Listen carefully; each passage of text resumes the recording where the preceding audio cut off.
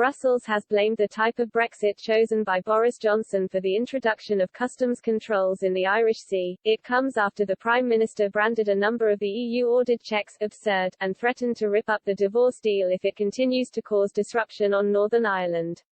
Responding to the earlier remarks, European Commission Vice President Maros Šefčovič insisted Downing Street was responsible for the hit to trade between mainland Britain and the region.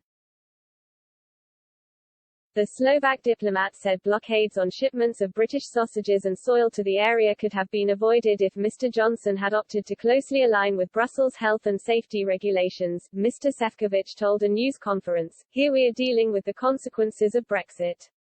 Of course, what we want to make sure is that we minimize the disruption for the people of Northern Ireland, but it has to be a two-way street. We are ready to do our part, but I'm sure that the UK can do more, and this is what we would like to discuss with our British counterparts."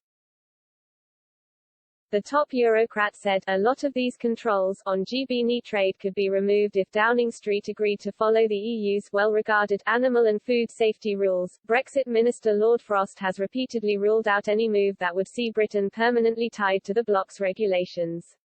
Brussels is pushing for Britain to fully implement the 2019 Brexit divorce deals protocol to prevent a hard border after Number 10 moved to temporarily scrap a number of the EU-ordered customs controls.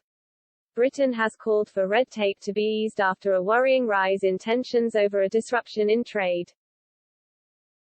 But Eurocrats insist trade rules drawn up to deal with Brexit cannot be altered. To keep the Irish border open, Northern Ireland effectively remains part of the EU's single market, and some checks are now made on some products arriving from the rest of the UK.